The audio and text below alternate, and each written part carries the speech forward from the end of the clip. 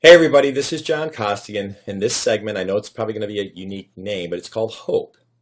Um, it's about hope in sales and how this can help you if you change your opinion on this a little bit.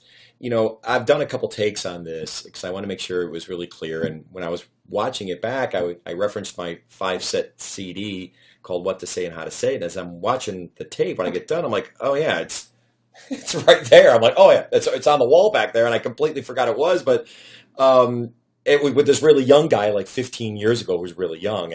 The reason why I'm referencing that CD is because back then I used to say yes is a great answer, no is a good answer, and maybe stinks. And let me stop. I still agree with that.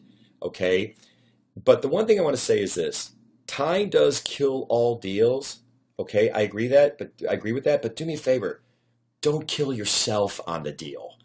And I know that sounds weird, but don't do something that's going to kill your opportunity to win the deal because you were so darn pushy on trying to follow this yes is great, no is good, and maybe stinks. And I always say make sure you get the no early on so you don't exhaust your resources. Well, I've seen people sometimes mess up and they go for the no so hard they get the no. I know there's concepts like, hey, go for the no. I get it. I love that too. Get the no early. But sometimes you've done it so hard that you're getting a lot of no's. And sure, there can be something that's liberating about it. Absolutely. It's kind of nice when you get to hang up and go, cool, great. There's no, we've lost. Great. I'm glad I found out early. We can now move on. And there's a lot of situations where that works. But the reason why I mentioned about hope is a good thing is because it's not a no. And I want to make sure that you're not losing the deal because you tried to follow this darn methodology 15 years ago and you pushed so darn hard that you got the no. I mean, you got a great company and a great product. Just make sure that you're the one who doesn't screw this up by going for this concept. One of my favorite movies is Shawshank Redemption. Most of you have probably seen it. Phenomenal movie. And right towards the end, Morgan Freeman's underneath a tree by a rock wall, and he's reading this note that was left to him by Tim Robbins when he escaped from prison. And he's reading it. Of course, you hear Tim Robbins' words as Morgan's reading it. It says, Red, and that's his character's name. He goes, Red, remember what I said. Hope is a good thing, maybe the best of things. I don't know if it's the best of things in sales, but it definitely plays a role.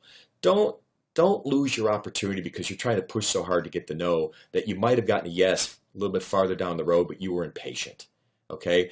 I'm also a big believer that yes, if you want to stay in front of them, it requires nothing to put that in your tickler file, put it 2-3 weeks out. Don't put it in a forecast, obviously. It's not a real opportunity, but you stay engaged. You send a white paper. You bring value. You just don't keep going, hey, how you doing? There's a whole different thing you could do there about giving them value, giving them information where they're looking at you as a resource.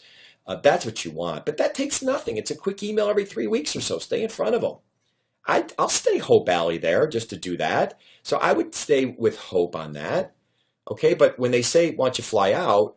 I need to have more of this. Give me a proposal. Then you can get back on the phone and qualify a little bit harder because maybe they now have a need and they've cracked open the door. I will tell you, just before we leave, we had a sales rep for one of my largest clients, a software company up in Burlington, Massachusetts, where this rep stayed engaged, and they virtually said, "Nope, we're with their number one competitor." He goes, "We're with these folks. We've been in forever. We're not gonna change." And he just stayed in there, kept staying, sent an email about every 3-4 weeks. And his name's Mark. This is the rep's name. Well, next thing you know, he pinged this person, and the VP called him up and said, "You know something? They just screwed up. You just got another shot to get back in," and they nailed this deal, and it was huge. The deal was so big, it probably should have gone to the field, but since this inside rep did such a great job, they wanted to work with him.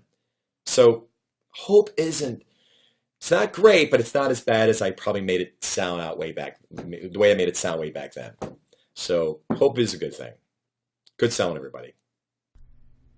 Hey everybody, John Costigan here. The toughest part to any sale is getting in the door, right? Tell you what, click on the URL below this video or go to costigantraining.com/free week. Take the first step of solving this huge problem of getting in the door. It's 5 days, 5 clips, less than 5 minutes. Click on the link. We'll see you in a few seconds.